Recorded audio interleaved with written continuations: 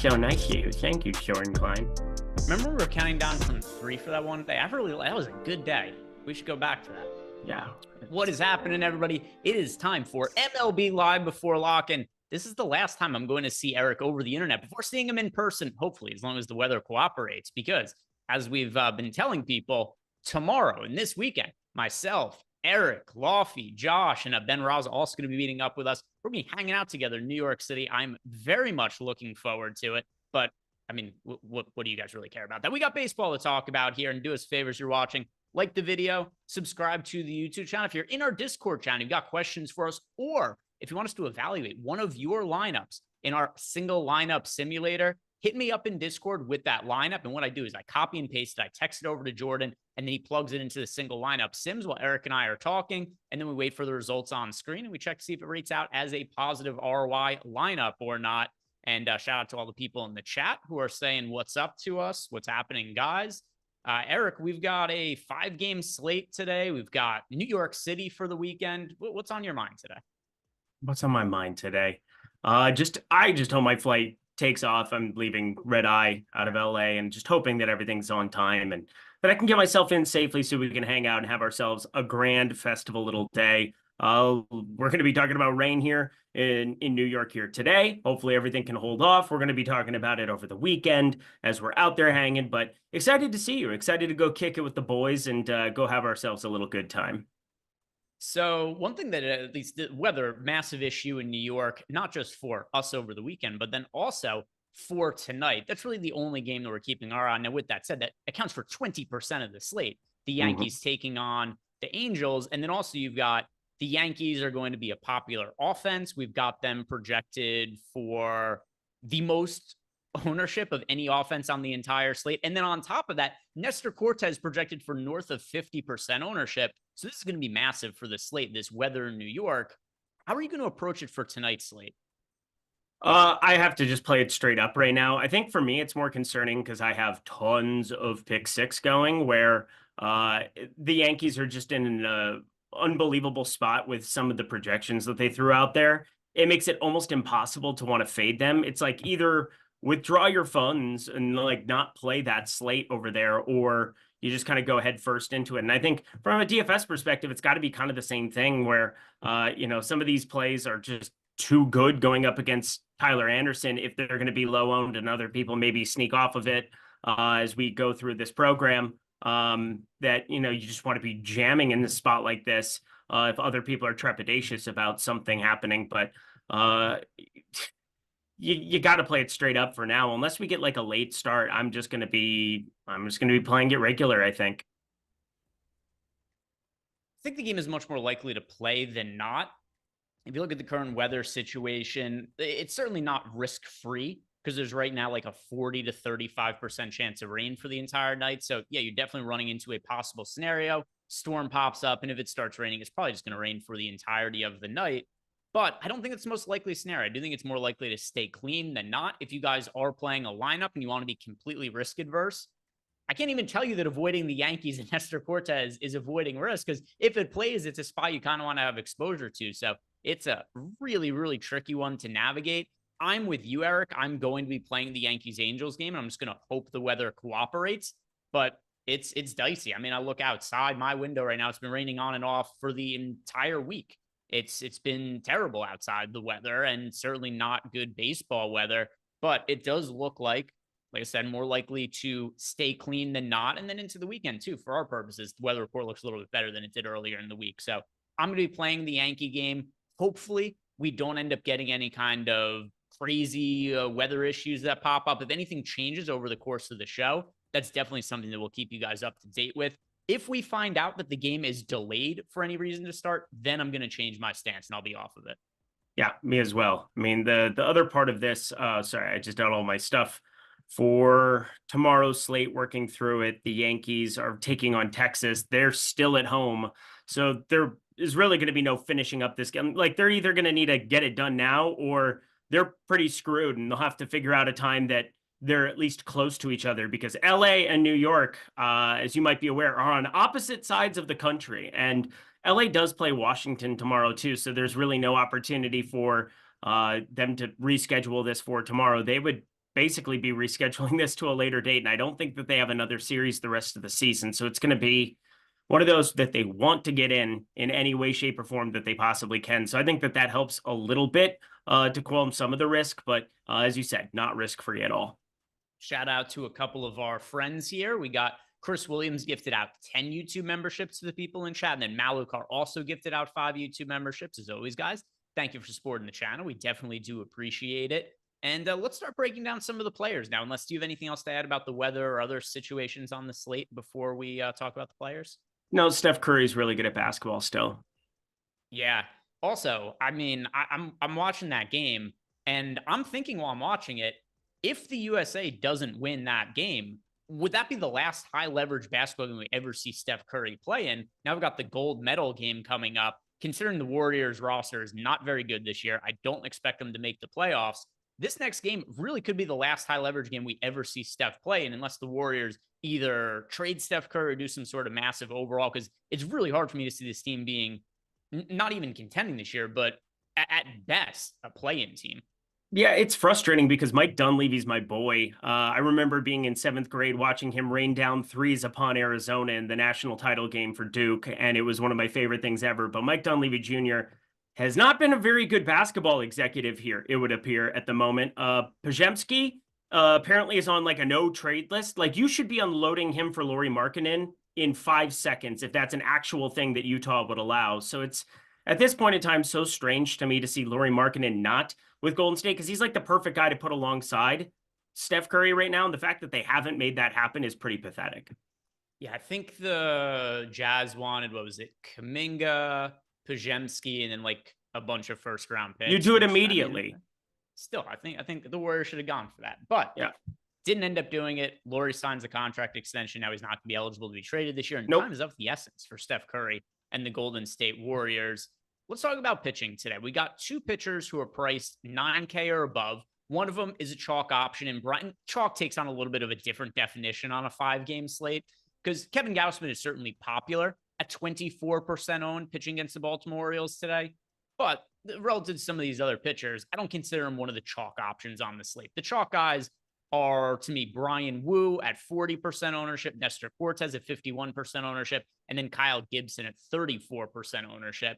But the high end here, we've got Gausman, 9,500, 24% owned against the Orioles. Brian Wu, 40% owned pitching against the Detroit Tigers.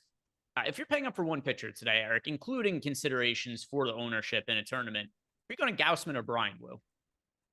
I'm going to be going to Brian Wu between the two of them, for sure. Like, he's my most rostered pitcher on the entire slate. Yeah, Brian Wu for sure. He's my highest owned pitcher. I like Brian Wu so much. I'm a little bit nervous that we see Nestor Cortes ownership come down and Brian Wu ownership go up. I think that that's very, very likely throughout this program. Obviously, I'm not a fortune teller. I don't know what's going to happen for a late start here, but I'm going to be paying attention to it. And I do think that if you're looking at the radar that I'm looking at right now, Brian Wu looks pretty appealing playing inside, or, for all intents and purposes, indoors-ish out there in Seattle up in T-Mobile. So for me, it's going to be Brian Wu for sure. He's just got such ridiculous stuff against righties. And I know the strikeout stuff has been down, but he's got like a .046 expected ISO against right-handed hitters. I don't even know how to say that out loud. 132 expected ISO against lefties, but the lefties are pretty nominal in this one. Cole Keith and, Wensiel Perez and Bly Madras, like Parker Meadows. What are we even doing here? These are not professional grade hitters at this point in time. So they've got a sub-3 implied run total in Vegas. I think Brian Wu is always going to be my highest owned, even without the weather concerns that we would have in New York here. If they were playing clean, I still think I would be getting to more Brian Wu at 9K no matter what. Yep, I've got more of Brian Wu than Nestor Cortes or any other pitcher on the slate for that matter. So Brian Wu, who is in over half my lineups, actually the only pitcher who's in more than half my lineups for this slate. So Brian Wu, I definitely think that he's the guy you want to be paying up for. And then in cash games, certainly play him as well. And when we talk about Nestor Cortes and some of the other pitchers here in a second, there are going to be some interesting considerations for cash games where we hear more about floor than ceiling, but Cortes is also going to be really popular. So I'll ask you about this next group of pitchers, Eric, and let's go these 4. Tyler Anderson, Dean Kramer, Nestor Cortez, Kyle Gibson. We'll group all these guys together. They're priced 8,500 to 7,900. You got really popular pitcher Nestor Cortez at 51% ownership. Kyle Gibson is 34% owned. If you're building a cash game lineup, would you have Cortez in it, or would you go to Kyle Gibson just to alleviate some of the weather concerns? It's so hard because like it's a 4.3 implied total here for Kyle Gibson in the top pitchers tool. I think it's really hard to negate. Also, Nestor Cortez is like juiced on the over of 5.5 strikeouts. I think I would probably go to Kyle Gibson as it stands right now. It's 7,900. It's the identical tag. You're basically saying you're playing one or the other because Brian Wu would obviously be playing in cash. God, that's so hard. I think I would try to mitigate some of the weather risk and just say, give me Kyle Gibson, because like for me, if this game does start on time, the number of times where you have like an in-game delay here, I think is probably above 20%. And I would think the difference in projection being 20% probably would have me just going towards the clean play of Kyle Gibson no matter what, because there's no weather in St. Louis. I don't love it considering the K props on each, but I think I would probably play Kyle Gibson in cash. I guess for me, it's not even something I entertained because I'm playing only tournaments today, but yeah, I don't have a great answer for that. Who would you prefer?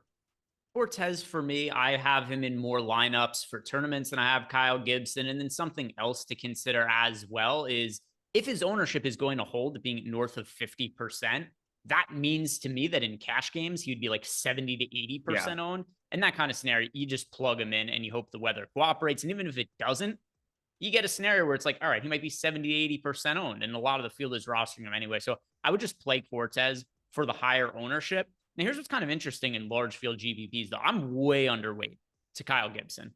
I have Kyle Gibson in just a low teens amount of my lineups of my top 150. And then as far as Nestor Cortez, I'm about even with the field, a little bit underweight because he is in less than half my lineups.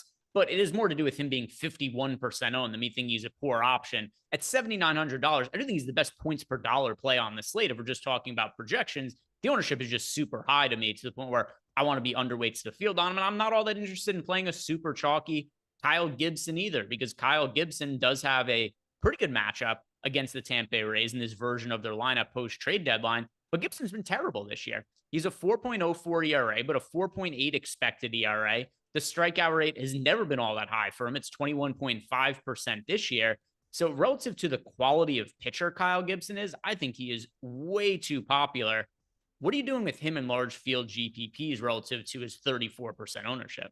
Yeah, I'm a little bit below. I'm not as severely underneath as what you are here at the moment. I am playing 150 today. He's right now in 28% of my lineups. I guess for me, it's like, if we have 45 minutes from now, you could just literally global swap to Nestor Cortez. In cash, you could just swap it to Kyle Gibson. I think for tournaments, though, I'm probably going to stay where I am. And I do think also for tournaments, if people end up flooding to Kyle Gibson, I think that there's some pretty interesting pivots. Like, I don't love Dean Kramer. I don't love Jordan Montgomery, but I think that there's kind of a case to be made for some contrarian pitchers on a 5-game slate to maybe make a more severe overweight stance. I'm a Shane Baz stan, although it's not all that awe-inspiring here lately. I'm going to probably just keep it somewhere in that mid 20-ish% more than likely. I'll let the Sims tool do its thing, but that's kind of where I'm landing right now. I mean, he's the guy that we have projected for the second most fantasy points raw at Stochastic today. I'm going to be underneath it because I like Brian Wu a little bit more, but I'm not going to be like teens percent like you were saying before. And the other two pitchers in this price range, I find it hard to get to either of them. Tyler Anderson or Dean Kramer. Not a lot of strikeout upside there. Dean Kramer, another one, very similar numbers to Kyle Gibson. 4.39 ERA, but a 5.03 expected ERA, a 4.81 FIP, 21.7% strikeout rate, really across the board. Any of the numbers for Kyle Gibson, they're very, very close on Dean Kramer in terms of the actual numbers, the underlying numbers, what the strikeout rate is. And then when you look at Dean Kramer, it's like, okay, how come his ERA is 4.3 now, which isn't great or anything like that, but it's kind of been passable. He is a 247 BABIP. That's really what's contributed to him maintaining this lower ERA than what it should be. And if you look at him overall for his career, he has a 288 BABIP. It's not like he's been a little bit above league average in that department, but it's not like you should expect him to have a 247 BABIP. He's never for an entire season had a BABIP below 290. The reason it's 288 for his career is because this one season has been such a massive outlier. So I've got some shares of Dean Kramer. I don't like him. I don't really get myself to Tyler Anderson. Do you like Kramer or Anderson for today? I like a little bit of Kramer. I can get behind Kramer. I mean, I said I'm a Shane Baz stan, and it's weird because I'm not jamming him like I thought I would be on this slate. He's had all of 5 starts. He's had 5 strikeouts or more in 4 of them, and he's always had strikeout stuff. He's just got that pedigree. I mean, he's a first rounder. He was like supposed to be the dude. I think overall, everything that I'm seeing from him is just, decent enough to be able to back at this time.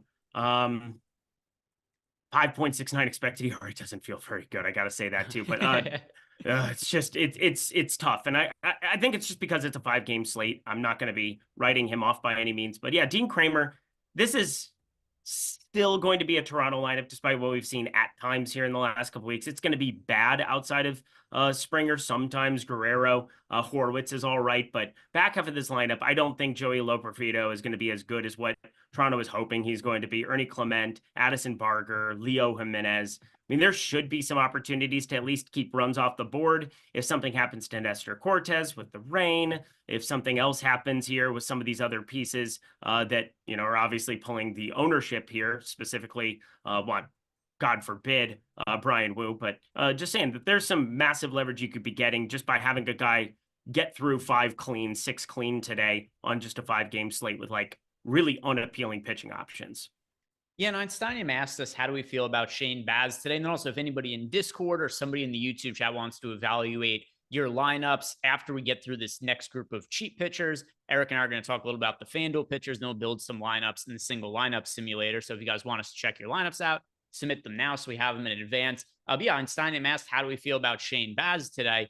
He's been terrible this year. The reason he's my favorite contrarian pitching option on the entire slate is actually, I mean, really with all of these pitchers that we're grouping together, we're talking about, which you just alluded to there, Eric, he does have the 3.6 ERA, but the 5.69 expected ERA. It's a small sample size, only made 5 starts, pitched 25 innings. I kind of have to take all the numbers for Shane Baz's career at this point and just group them together. It's only 14 starts and 65 innings, and they've been okay. 3.86 ERA, 3.99 FIP. He clearly has really good stuff, a 26.3% strikeout rate. Of all these pitchers that are not pulling that much ownership, it's pretty clear to me that he's the most talented with the most upside, which is the reason where if I'm looking to go to a contrarian guy, give me Shane Baz at 15.8% projected ownership, just because I'm more willing to bet on his talent than the talent of, say, like Tyler Anderson or Dean Kramer. 100% with you. Again, just a pure talent thing. Getting to the trace amounts of the other guys, and then I think Jordan Montgomery's at least interesting for tournaments today. It's not going to feel good. It's not going to be enjoyable. I understand that, but ended up getting kind of a rain-shortened outing his last time out against Pittsburgh. He's been awful this year. There's really no sugarcoating it at all. Last year, this was a guy that I thought a lot of teams in the AL could have used to go out and snag. It ended up being Arizona that goes out and snags him from St. Louis. But Jordan Montgomery, I think 85, 90 pitches is well within the range of outcomes. He got ramped up to 78 there in his second start coming off of the IL. And then, yeah, the rain shortened outing, I think he would have been clean to go over 80. So I think Jordan Montgomery's at least interesting at 6,800, but on any other size slate with any other group of pitchers, I would not be clicking that button. Yeah, the cheap pitchers suck today. They're terrible. Awful. We've got, and now if we're talking about the guys who are below 7K, you've only got 3 options: Jordan Montgomery, Kenta Maeda, Kobe Allard. All of these guys are 5% owned or less, considering the size of the slate. There's nobody who's like 0.5% owned. I agree with you, Jordan Montgomery. I think he's got the most in the tank left of these other pitchers. Kobe Allard just never been good. Kenta Maeda was good forever ago, and now he just sucks. So Jordan Montgomery, I guess, kind of by default is the cheap guy here that I would get to. I'd really rather just pay up for Shane Baz at low ownership, though, because it's hard to feel good about Jordan Montgomery pitching against the Philadelphia Phillies and also some of the struggles this year. So, yeah, if anybody's in a situation where you say, I have to roster one of these 3 pitchers to complete my lineup, I will tell you Jordan Montgomery, while also telling you might want to rebuild your lineup. Yep, that's probably the correct way of saying that. Oh man. All right. This Tigers lineup. I wanted to see this all day long. Here we go. Oh yeah, it's just extra filthy, I think. It's like extra bad. I saw immediately it didn't have Veerling leading off, so he's batting third today. Bly Madras. It's the A team lineup for Detroit, I suppose, but pretty close to what was projected. Perez, Keith, Veerling, Madras, Malloy, Meadows, Dingler, McKinstry, Baez. It's just so bad. I mean, every time you see it, it's just funny. But yeah, they're rolling out their normal grouping of guys just in a different order than projected. Yeah, it's there's no good combination of players that the Tigers could put out there. There you go. Exactly. I would love. I mean, I know he's also been just a train wreck when he's been up, but why not call Torkelson back up at this time of year? Get him some other big league reps because he power, right? He hit didn't he hit like almost 30 homers last year? Everything else was terrible, so he had a great comeback season last year after. So he's what, 3 seasons, right? And then this third season has been just a train wreck. But yeah, he's got DFA'd, and you know, he could just go into the evening quietly and we'll never hear from him again, or you just call him up for a month because what do you have to lose? Absolutely nothing. Rookie season, he had a 75 WRC plus and was negative 0.9 wins above replacement. Last year, a 107 WRC plus, not what you want out of your first baseman, but he was at least a slightly above replacement level player. And this year, back to a 68 WRC plus. What's he doing in the minor leagues? I'm curious. Oh boy, this is no good. Yeah. So in the minor leagues, he's only been able to muster, and keep in mind as a first baseman, a 108 WRC plus in AAA with 10 homers for the year. Well, these are, maybe don't call him up. Now I'm looking at his minor league numbers. This is no good. Ugh, yikes.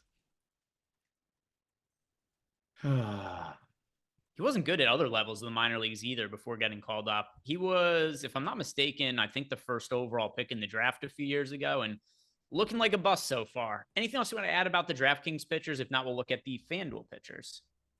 Let's jump to FanDuel. All right. So on the FanDuel side of things, it's always interesting on these really small slates because the ownership ends up looking, in general, different on FanDuel relative to DraftKings. But pitcher ownership gets really concentrated on FanDuel when you're talking about like 4 or 5, 6 game slates. Nestor Cortez is 35% owned on FanDuel, Eric. Kyle Gibson is 16% owned. Well, 17%, but whatever. What's the difference? Brian Rue's 15% owned. Kevin Gausman's 15% owned. Which chalk pitcher do you like the most on FanDuel? Brian Wu again. It's got to be Brian Wu. I just don't see a reason.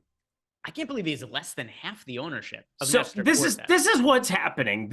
Everybody is losing their freaking minds about his strikeout rate. Obviously it was sublime last year. It was 25%. He had games where he looked completely unhittable. 3.45 expected ERA next to a 4.21 ERA. So he had positive regression due on that one as well. I mean, he was electric from a DFS perspective. This year, it's kind of the inverse. He's been pitching so damn well. 2.08 ERA next to a 2.40 expected ERA. We probably expect that to come up a little bit here, but he just limits everything else this time around. 2.6% walk rate, 283 xwOBA. I don't know what George Kirby's talking to him about, but like, my God, the walk rate and the xwOBA just look George Kirby-ish at this point in time. But the strikeout stuff has just gone by the wayside, and it's very easy to see. You know, 0.5 mile per hour down in velocity, a little bit of spin off on some of the secondary pitches, and I think that Brian Wu is just going to be an awesome pitcher at the big leagues. I mean, this guy is an unheralded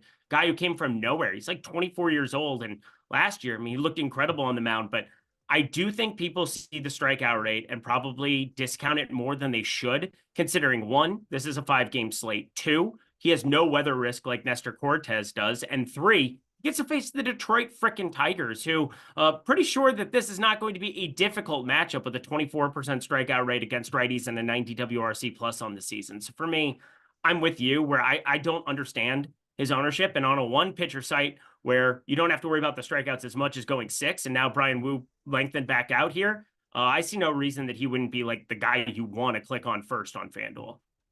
Yeah, he's my guy as well. The one hesitation I kind of have with Brian Wu overall is just that if you do look at his strength of schedule this year, he's generally had very soft matchups, which is one. I mean, that'll happen when you pitch in the NL West. I mean, the AL West, I should say, Yeah. where he has pitched against Oakland, and we've talked about how Oakland's offense better than expected this year. But his starts against Oakland did come early on in the year where they were not hitting all that well. He's also pitched against the Angels twice. That'll happen when you pitch in this division. Made a start against the White Sox a couple times ago.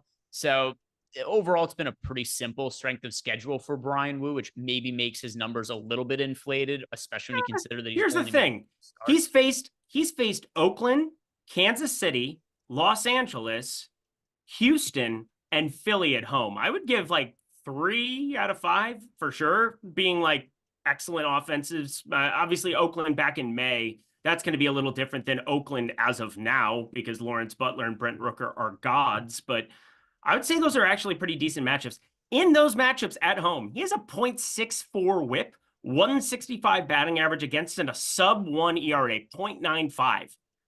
You can discount his schedule on the road for sure. I think going through some of those names, White Sox, Angels, Tampa, Cleveland, but he's played some gamers at home and he has absolutely obliterated them. Here's the good news. This is another easy matchup against the Detroit Tigers. That's what I'm saying.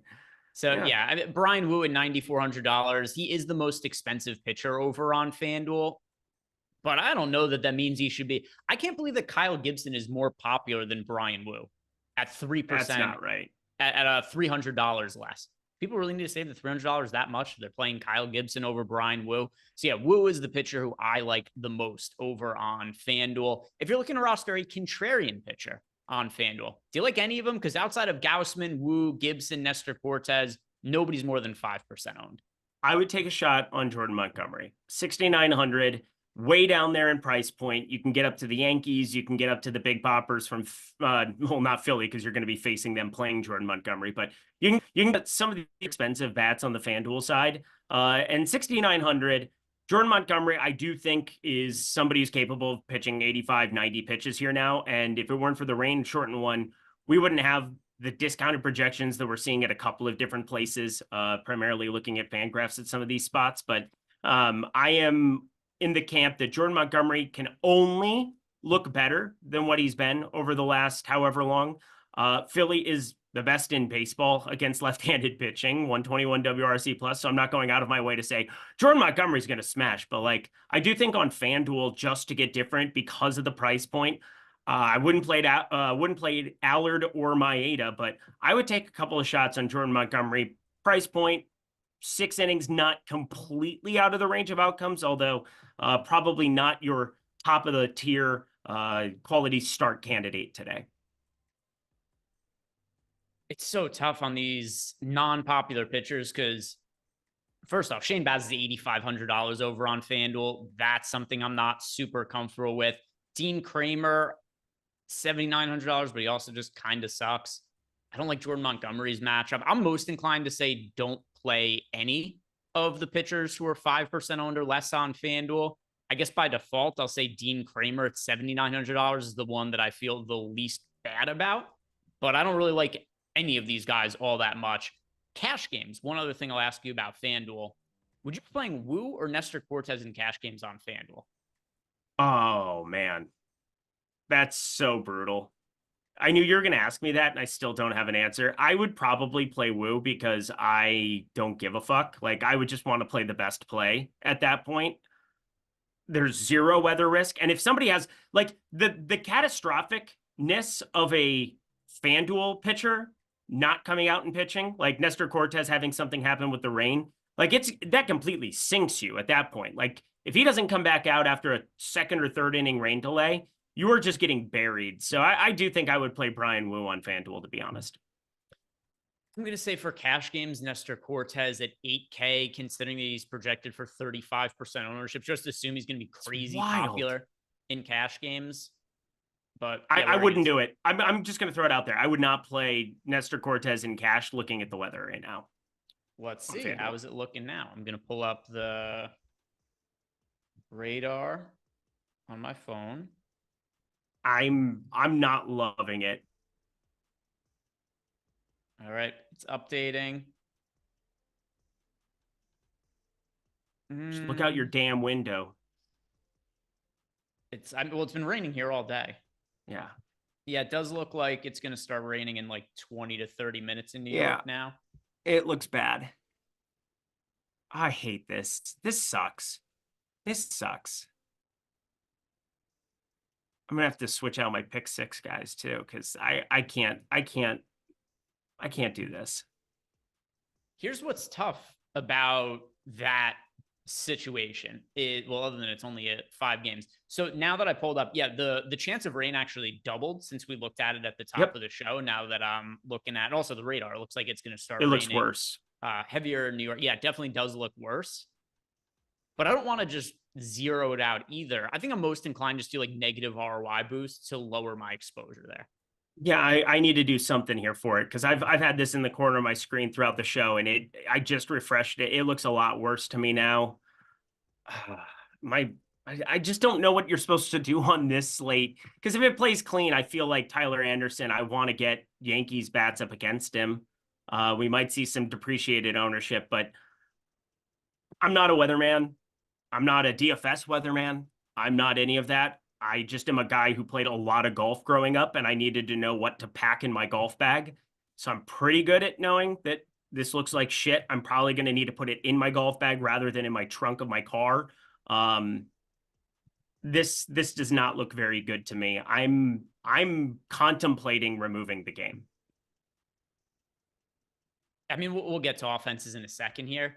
This makes the Tampa Bay Rays as a stack more appealing to me, because what's going to happen now is people are just going to go, my Nestor Cortez ownership is all going to Kyle Gibson, and Kyle Gibson is just simply not very good. So I think this now makes the Tampa Bay Rays look like a better stack. I'm with you. I'm definitely with you, but I'm not saying what to do. So I don't want to get anybody hitting me up on X. I'm not the weatherman. You can go direct that exactly where you want to direct that, but I'm just telling you that if we're going to see a lot of ownership coming in on New York, this is the worst the radars looked all day to me. Yeah, see, Mr. Coolcam asking us for our favorite stack on FanDuel. We're going to be getting to stacks and offenses here in a second. Jordan, did you see some of the people in chat were posting some of their lineups for us to plug into the single lineup sim? Just pull some of them out and just let us know whose lineup it is that you're building. And then we get some of the results. We will look at that lineup and we'll see what it is that's kind of looking good there or potentially bad. But yeah, this has become a very messy slate as the weather in New York is starting to look worse and worse here. Is that what you think you are going to do with your lineups, Eric? If you had to guess right now, are you pulling that game out? I'm hitting up my buddy who is much better at this weather stuff than I am, and I'm just going to see what he thinks, because he has actual meteorology experience. I do not. So I'm going to hit him up and ask, hey man, you know, it's another way you could gamble today, not just on the weather. Bet 365. You can sign up at Bet365. We got a link for that down below in the YouTube description box. You sign up at Bet365, and there's a lot of risky bets today. Like, will the Yankee game play or will it not play? But here's what's not. Signing up at Bet365, you make a $10 deposit. You place one $5 bet, and they're going to give you $150 there in bet credits. So take advantage of that if you haven't already. If you anybody know has a gambling problem, call or text the number 1-800-GAMBLER. Also, Bet365 launched in Pennsylvania like 2 weeks ago now or something like that. So if you guys do live in Pennsylvania and haven't signed up at Bet365 yet, take advantage of that offer. Let's talk about single entry now, Eric, while Jordan's plugging in some of these lineups here. What stack do you like the most for a single entry field? I kind of just tip my hand with what I want to do. Yeah, I think Tampa Bay now might look really good. I originally was planning on playing Baltimore up against Kevin Gausman. Kevin Gausman is not the Kevin Gausman we know and love, who just throws splitters and gets infinity strikeouts and, you know, gets by and just smashes. It's so weird to have Kevin Gausman on this slate, and he's a pitcher that we haven't even like highlighted. I think there's a reason for that. 204 expected ISO against lefties, 238 expected ISO against righties. Absurd stuff. And Cowser, Santander, Henderson, O'Hearn, whatever this version of Mr. Holiday is that we're starting to get. I mean, this is just absolutely a righty haven or a very difficult matchup for any righty. It's a lefty haven going up against him. And now it's a righty haven too. Kevin Gausman giving up so much power here that it's hard to negate, but Kevin Gausman isn't pulling a crazy amount of ownership. Maybe we see that change with, the weather, or maybe I'm saying stuff that's going to move the needle in some capacity. I have no idea. I'm just looking at the weather here and just trying to make accurate decisions. And I gotta say, this is sketchy. So yeah, I'm with you, where if people are going to start flocking to Kyle Gibson now because the price point is identical to that of Nestor Cortez, Tampa Bay looks really, really nice. I'm with you. We've got, whose lineup was this one, Jordan?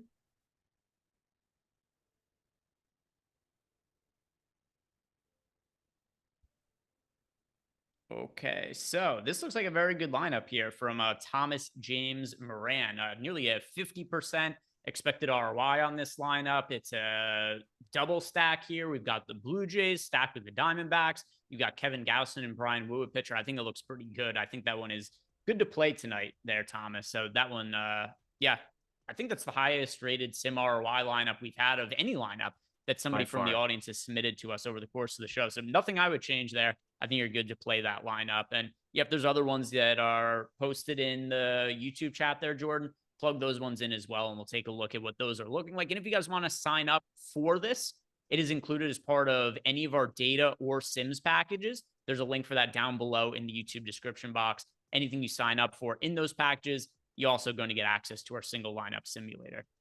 All right, let's go and talk about some of the other stacks on the slate. And most notably, did you hear back from your buddy Eric about the weather? Yeah, he said that he's not sure. He's not helpful.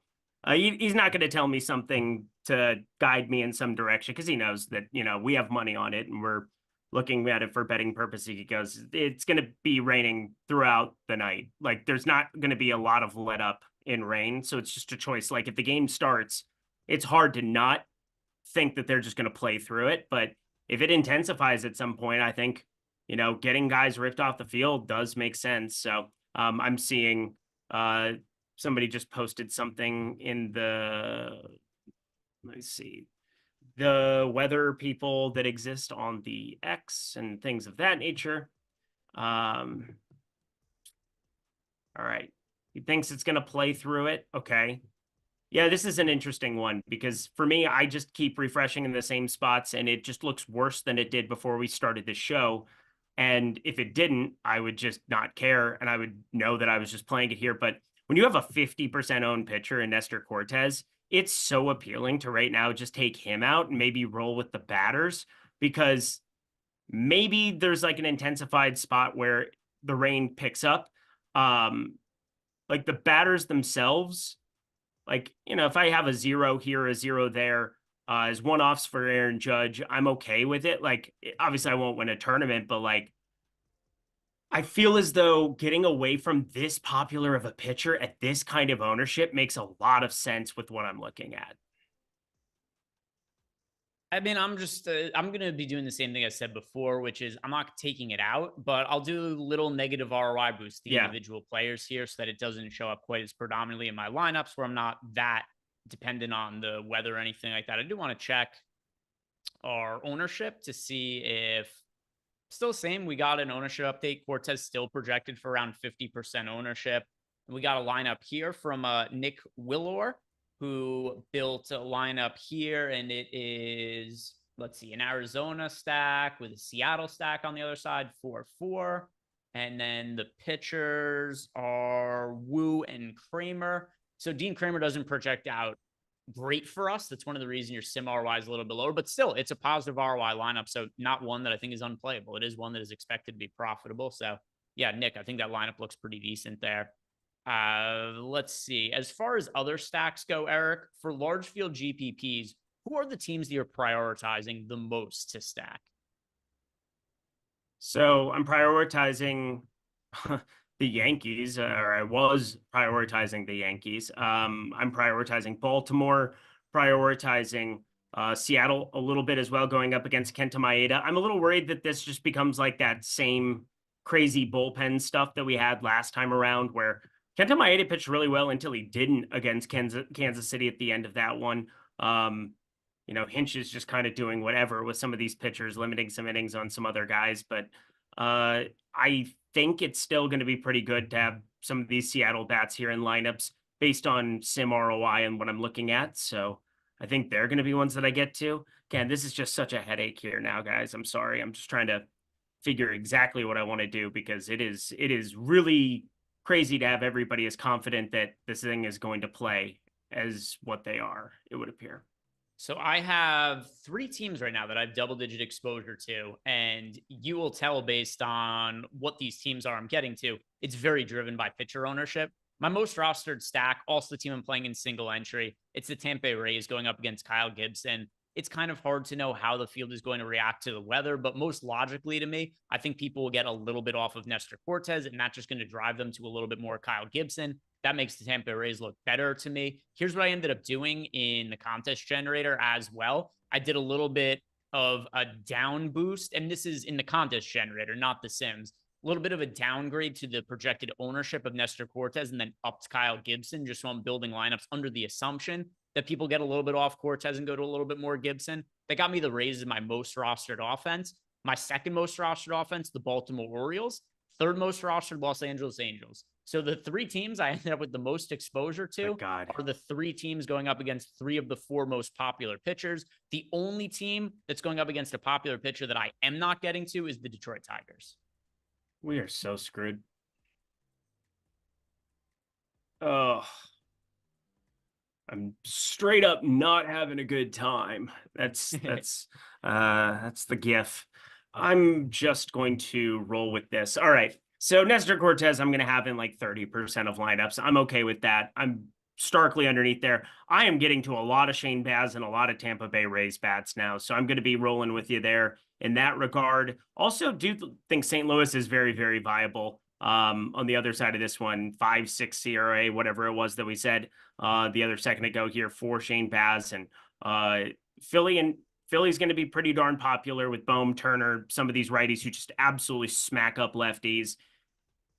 Arizona up against Allard. It's weird that I'm not getting to as much of them, but the field is very much there. We've got positive leverage. They've got the highest stack score in our top stacks tool, but still not getting to a ton of Arizona, which is a little concerning to me. Yeah, a lot of it for me, especially these small slates, is more to do with the ownership on the pitchers than anything else. So, I mean, if you do look at our top pitchers tool, while we do have our top overall pitchers with the highest odds being the top scoring pitchers, a lot of them are also projected to be overowned. So if you look at our leverage score, Nestor Cortez overowned, Kyle Gibson overowned, Brian Wu overowned, Kevin Gausman also overowned. So it does make sense to be stacking against some of these guys at the same time as well. So I'm going to be looking for some leverage on these small slates like this. But if you guys are making one lineup and you want to know which stack do I think holds the most leverage, that's going to be the Tampa Bay Rays for me. As far as the individual players I have the most exposure from Tampa Bay, Josh Lowe, Brandon Lau, Chris Morel, Yandy Diaz, and Ben Rortvet. So those, if you're making a 5-man stack, those are the 5 players from the Rays that I have the most exposure to overall. As far as stacks go, Eric, anything else that's important to you for tonight? If not, we'll look on the FanDuel side of it. Let's jump to FanDuel. All right, so let's jump to FanDuel. Mr. Coolcam did ask us in chat, what is our favorite FanDuel stack for the slate?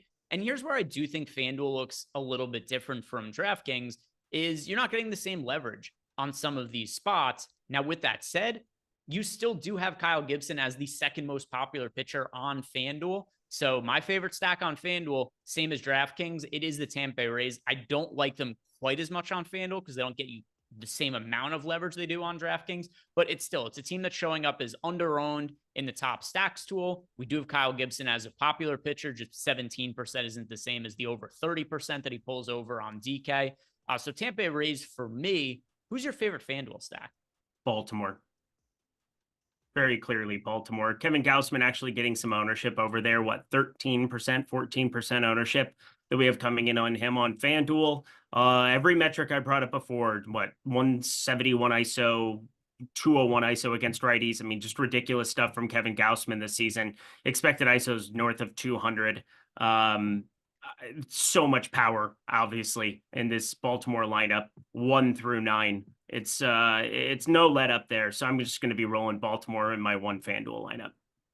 Yeah, Nuke DFS in the chat said, are we sure that they're canceling that game? No, not at all. What? I think the game is more likely to play than not. It just has some risk to it. Me too. It's just simply that everybody else is saying that, oh, it looks like it's going to be clean and everything. I'm very nervous about it. I just know that I'm invested financially in the success of this game playing, the same way that you are.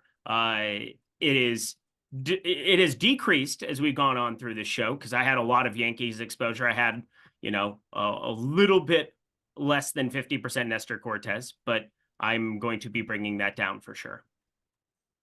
Any contrarian stacks that you like on FanDuel? Because once you get outside of the top overall, well, actually, Tampa Bay Rays are the third lowest owned projected offense on the entire team. So that kind of has to be my contrarian stack. We got the Angels are 3% owned on FanDuel. The Tigers are 2% owned.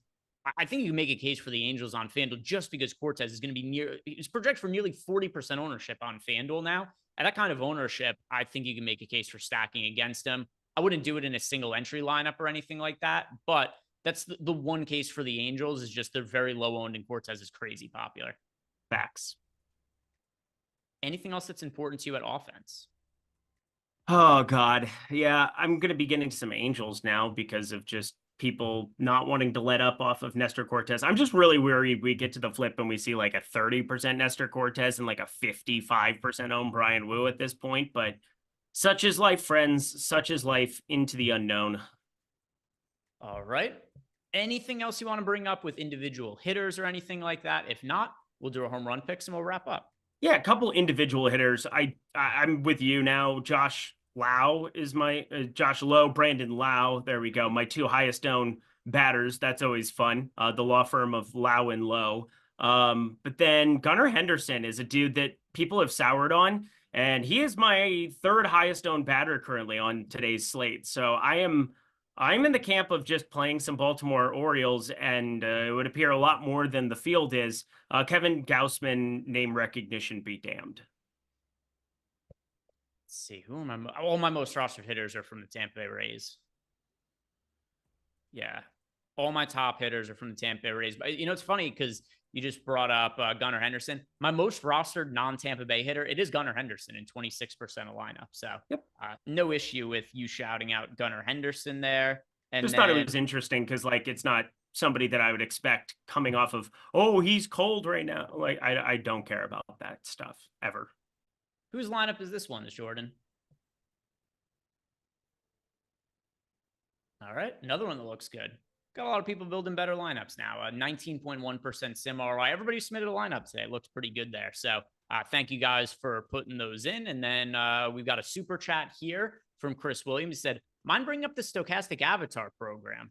Oh, sure. We got Chris Williams demanding ad reads, leaving a super chat. I dig it. Let's go. He says, mind bringing up the stochastic avatar program. I want to see more people win, but find themselves in the Hall of Fame and on the stochastic website. I'm trying to be the next Sean Jeezy and get that ring next time. Yeah, we've got now a program where, it's always been the case where if you go out and you finish at the top of a GPP and you add us, you could win stuff like a free stochastic membership. But now for people that have really big hits, yeah, you get a customized ring that we send out to you as well. So if you guys are not already playing DFS and using the stochastic avatar, you should, because there's no downside to you, but there's upside. You get free stuff like a cool ring, or you get yourself a free subscription as well, which I know is something that a lot of people like by playing the avatar that we have here. And you could see if you guys want to get access to the stochastic avatars, stochastic.com/avatar. And there you see Jordan's got the different tiers up right there. But yeah, get a chance to win a free membership. Play with the stochastic avatar. There's no downside to it. There is only upside. Home run picks, Eric. Who are you picking to go yard tonight? Well, I can't do any better than what I've done the last 2 weeks. I mean, I'm just absolutely on a tear on this program, whether it's Kyle Schwarber, Brandon Lowe 2 days ago. I mean, the Schwarber one yesterday was a nuclear bomb, and I was happy to provide it. But today I'm going a little bit chalkier. I think that Obviously from a DFS perspective, he wasn't chalky, just simply saying he was chalky from a price with the plus 310 that we had for Mr. Kyle Schwarber yesterday. But I am very much in love with Christopher Morel today. Christopher Morel is a dude that I don't know why the Chicago Cubs hated him as much as what they did. They just despised the dude, but a 14-degree launch angle, 347 xWOBA, 451 expected slugging. And, we've talked about all of this leverage going up against Kyle Gibson and all the people who want to go out there. Kyle Gibson, 153. Oh, sorry. I have the wrong tab up. Hold, please. There we go. 134 expected ISO against righties, but just a sub 100 ISO, like that has to be rising. And this is just a dude who has tons and tons of power. I think lefties are far more prevalently going to go yard on Mr. Kyle Gibson, but don't sleep on Christopher Morel DHing here. Has one job and one job only today, and that is to hit the ball high and far. He will do it. Christopher Morel, your home run of the night. I'm going with Brandon Lau. He's my most rostered hitter overall on the slate, and quietly having a really, really good year. I know that you had also brought him up a little bit there, Eric, but I mean, a 144 RC plus for Brandon Lau. He was somebody who early on in the 2021 season, he was like a dark horse MVP candidate because how well he played. He's been really damn good this year. I mean, 144 WRC plus. You've got a guy who plays in middle infield that has a 128 WRC plus for his career and has been up in the big league since 2018. Really one of the more underrated hitters that we have in baseball, especially when you consider the positions that he's able to play in the field. Brandon Lau, that is my dong pick of the day. Jordan, get ready for your dong pick, but let's read some off from chat as well and see what people in YouTube are calling for home runs on the slate. We've got here Obi-Wan going with Kyle Schwarber. We've got from Comment God, Anthony Santander. Yeah, Santander last night, not only did he homer twice, I think a third of chat picked him to homer. So home run picks were on fire yesterday. Eric went with Schwarber. He homered 3 times. All of chat went with Anthony Santander. He homered twice. So let's see if we can keep it going today. Guriel from Taco933. Trey Turner from Hayes. Nick Castellanos from Jose Mora. We've got Casey Leatherwood says, retiring from home run calls today because Casey had Schwarber and Santander as the 2 home run picks yesterday. Yeah, you're not going to top that. Not going to top that. Go out on top. Malakar's also got Nick Castellanos. Kyle Gentry going with Ramon Urias as well as Addison Barger. We've got, let's see, Greg Kell is going to Luke Raley. We've got Sotex going with JT Realmuto. Chris Williams has got Ketel Marte. Nice Kevin is calling for 3 more homers for Kyle Schwarber today. That would be something. Back-to-back 3 homer days. Nick Castellanos as well from Francisco Rubio. Was there some terrible world event that I missed today that everybody's going Nick Castellanos? Trey Turner from C Self-Made. We've got Jesse is going with Leo Jimenez in the chat there. Randall Gritchick from Folk Matt. Ketel Marte from Spanish Martin. Josh Rojas from Danny P. Yandy Diaz from the boy from Cali. Colton Cowser from Michael Kennedy. Andre B is also going with Ketel Marte. JB Hughes has got Gunnar Henderson. We've got Suarez from Doug Howe. Vladimir Guerrero Jr. from Kamani Edwards. Gunnar Henderson as well. Already read off the JB Hughes one. Vlad Guerrero from Ken Ratty. Now, Jordan, close this out here. You got to have to use your imagination today. Who homers? My gong dong is going to be Anthony Volpe. All right. Anthony Volpe. We've got Jordan thinks he's going to be able to hit a line drive through the rain and reach the bleachers. So Volpe, that is Jordan's home run pick. Guys, thank you very much for watching. If you've not done it yet, like the video, subscribe to the YouTube channel, and have a great night.